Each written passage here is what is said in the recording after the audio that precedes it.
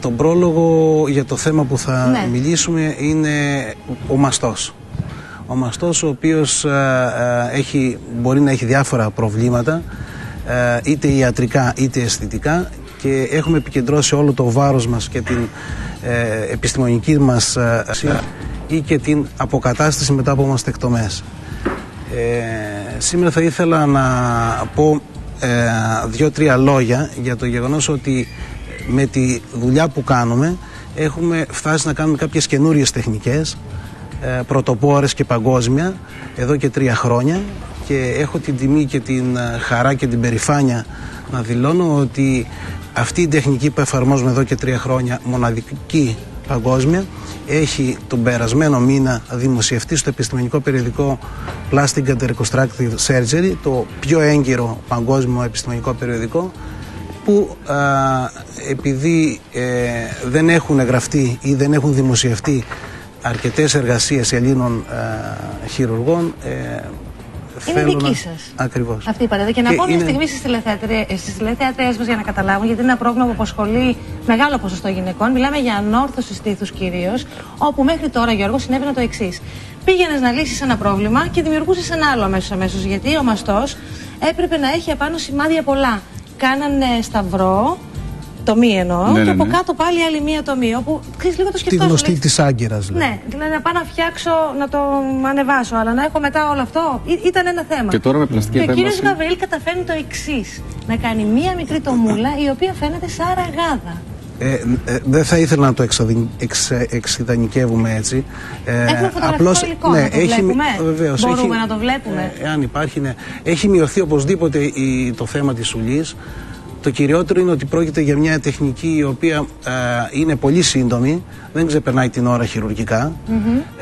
Είναι λειτουργικός ο μαστός, δηλαδή θα έχει πλήρη αισθητικότητα, θα θυλάσει στο μέλλον και όλα αυτά. Μετά, ναι. Και βέβαια δεν έχει τις τομές που είχε η προηγούμενη τεχνική.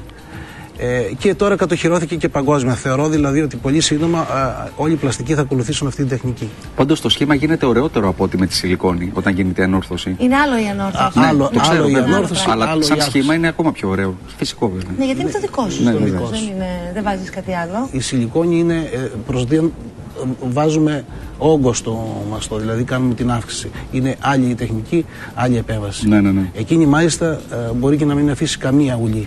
Μέχρι τώρα, με τον βαθμό δυσκολίας που υπήρχε σε αυτό το συγκεκριμένο θέμα, οι γυναίκες αποφάσισαν εύκολα να κάνουν κάτι τέτοιο? Κοιτάξτε, όταν πρόκειται για μια γυναίκα η οποία έχει ένα τεράστιο μαστό, γιγαντομαστία, η οποία δημιουργεί προβλήματα ιατρικά στην καθημερινότητα, στη σπονδυλική της στήλη κλπ., θα καταφύγει οπωσδήποτε να κάνει τη μείωση του μαστού. Και ενδιαφέρεται πολύ λιγότερο για το αισθητικό αποτέλεσμα ή για τις ουλές. Άρα λοιπόν είχαμε και έχουμε τέτοια περιστατικά που καταφεύγουν στο χειρουργείο αδιαφορώντας για τις ουλές. Όμως αυτή η τεχνική που τώρα παρουσιάζουμε, που την κάνουμε εδώ και 3 χρόνια, αλλά ξέρετε, το να δημοσιευτεί σε ένα περιοδικό επιστημονικό και μάλιστα τέτοιας βαρύτητας, περνάει από πολλά κύματα. Έγιναν review process συνεχώς, αλληλογραφία με την Επιστημονική Επιτροπή που ήθελαν να το τεκμηριώσουν, και φτάνουμε μετά από 3 χρόνια να γίνεται, να θεσμοθετείται λοιπόν. Αυτή λοιπόν η τεχνική είναι εύκολη, γρήγορη, δεν επιβαρύνει τον άρρωστο σαν νάρκωση, και με τα εγχειρητικά είναι ανώδυνη πλήρως. Την επόμενη μέρα ενδεχομένως, εάν το απαιτούν οι ανάγκες, μπορεί να πάει και στη δουλειά του. Δεν είναι επίπονο δηλαδή, έτσι. Δεν είναι επίπονο καθόλου. Ο μαστός γενικότερα δεν πονάει, αλλά αυτή η τεχνική ακόμα καλύτερα, δεν έχουμε καθόλου πόνο. Εάν υπάρξει λίγο, αυτό θα περνάει με έναν ντεπόνο. Έχει κάποιο βαθμό επικίνδυνοτητας αυτή η επέμβαση? Όχι κανένα, και ίσα αυτό θέλουμε να πούμε, ότι ξεφεύγουμε από όλες τις επιπλοκές που είχαν οι άλλες τεχνικές. Οι νεκρώσεις της στηλής, το άνοιγμα των ουλών και η καταστροφή του έσω και κάτω τριτιμωρίου του μαστού, όπου εδώ φαίνεται και το ντεκολτέ. Ναι.